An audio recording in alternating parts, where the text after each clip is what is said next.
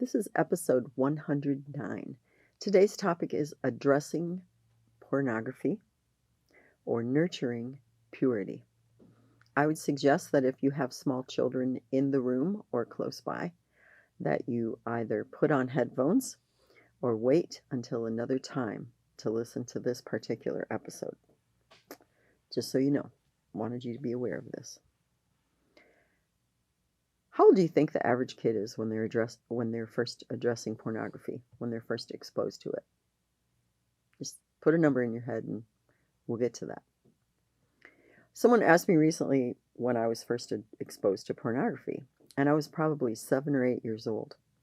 My mom and dad were divorced. My dad would take us to my older sister's house, and her husband was really into pornography. I do not mean the Playboy variety. I'm talking a lot tougher stuff than that. And it was just sitting in the bathroom. I've often said, even by the time I was 10 or 11, I would say this, I didn't know why my dad didn't have it out with my brother-in-law and tell him to get that junk out of the bathroom when we were coming there. So I know for a fact that my brother was probably 10 the first time he was exposed, and honestly, my little brother was like 4 or 5. This is really the truth. Because I had older sisters and also my mom that would read what I would call questionable material. And because by the time I was 10 years old, I had a 10th or 11th grade reading level, I read an awful lot of things, like including The Thornbirds, which was all about an incestuous relationship between a brother and sister. I believe I've addressed this with you before, but if I have not and you haven't heard this, it's the truth. I had a brother and sister that had an incestuous relationship. My mother knew about it. My mother did nothing about it, even though she knew. So I really grew up in a pretty tragic home in terms of pornography or in terms of anything about sexual purity having been addressed. And in fact, it went pretty far the other way. The average kid today, they say, is exposed to sexual pornography of some kind by the time they're 7. I don't find that hard to imagine whatsoever, considering that a lot of parents do not place any kind of governance on kids' devices, and purely by mistake, a kid on a tablet can come across pornography. I will say this to you. I don't own a television set, so I do not generally ever see commercials. Sometimes when I'm with my grandkids and we're on vacation and one of them will turn on a television and there will be a commercial, I literally physically cover my eyes and my grandkids laugh about that. And I'll tell them, you might call this a commercial. When I was a kid, we would have called this pornography. That's really the truth, just so you know. It is appalling to me the kind of sexual images little kids see. I don't necessarily mean, people involved in intercourse. That's not what I'm saying to you. But I'm talking to you like women running with their breasts jiggling all over the place, or a whole lineup of a whole bunch of girls' behinds in thongs. Those are very sexual images, especially to a young male. I don't care what you want to tell me or how much denial you want to be in. Those are sexual images, and they make an impact on them. There's a fascinating set of scriptures, and it repeats itself more than once in the Song of Solomon, which is also not just a love story between a man and his wife, but an allegory of the way that God loves us and the intimacy with which he does. But it says in there, do not awaken love before its time. That's a fact, because marital love includes our sexuality. Outside of the bonds of holy matrimony, our sexuality is misused and can be, very truthfully, extraordinarily destructive. So to awaken love, or especially lust, before the right time is dangerous for us, and God knows it, and he's trying to warn us. He tells us that we should be as wise as serpents and as innocent as doves in the Gospels. Jesus himself used these words. Mostly, we're not innocent anymore. Even little children often are not innocent. I think that's a great tragedy. I mean it. I think it's horrible.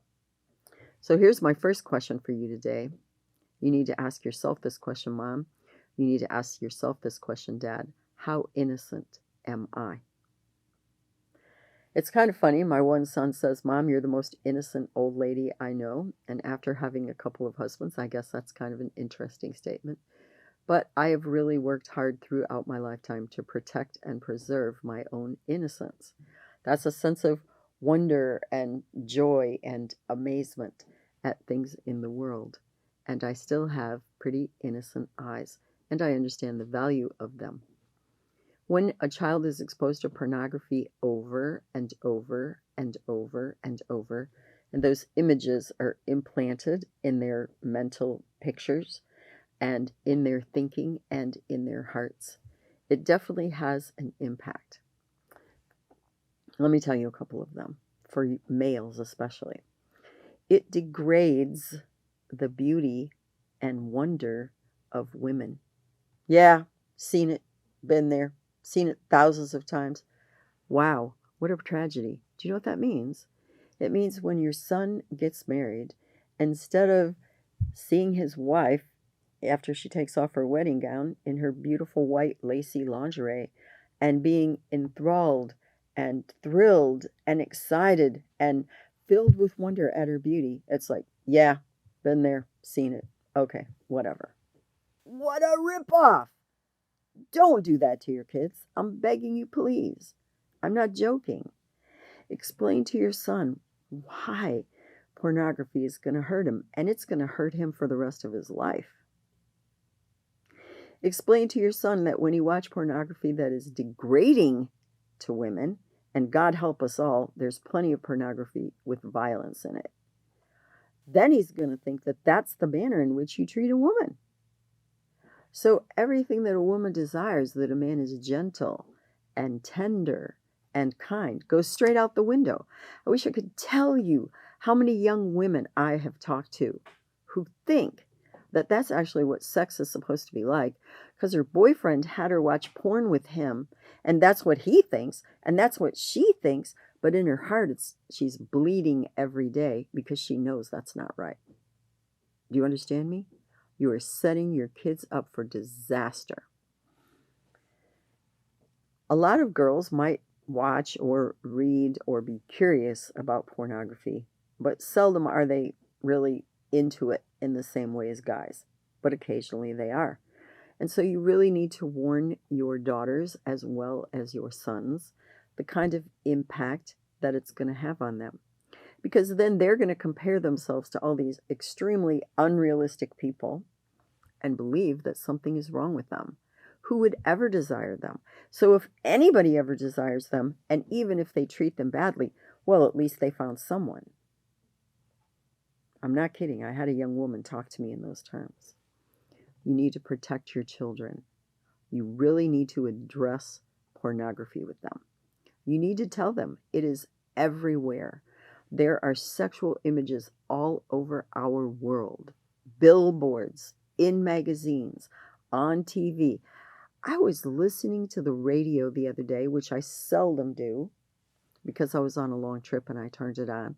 In about 5 minutes' time, I heard this morning talk show, which I'm not even going to repeat here some of what I heard, going out over the public airwaves, talking about sex. And they asked this young woman, and she was married, where did she and her husband have sex that day? Because they had talked to him earlier. And she said, oh, on the kitchen table. And I'm thinking, and little kids on their way to work with their moms and dads, this is what they're hearing about in the car. No joke. This is right on public radio. Anybody in the world can turn this stuff on in the morning. You really need to address this with your children. And you need to tell them in no uncertain terms. You are a small child. You are a beautiful young man. You are a beautiful young woman. And that beauty and that innocence, it needs to be protected and preserved. I'm going to do my best to do that. If someone walks up to you at school and shows you pictures of naked people or naked people doing certain things that grown-ups do, don't look at it. Go straight to your teacher. Go straight to your principal. Tell them you don't need to see that stuff. If they're showing it to you on their phone, if they're showing it to you on their tablet, you need to go straight to the nearest adult, and you definitely need to come and talk to me. Because my job as your mom, my job as your dad, is to protect you. And I want to protect your purity. So What is purity? It's something that doesn't have any dirt or impurity, something that doesn't belong in it. So we think about Ivory soap when we were kids, 99.9% pure. There's nothing in there that's going to irritate your skin or cause you to break out in a rash or give you difficulty. It's just going to keep you clean. You need to think about your child's purity in that same way.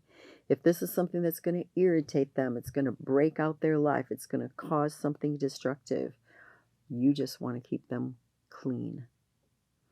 Again, as I have told you before, you need to be very, very aware that your child is developing a sense of himself or herself by the way that you treat them.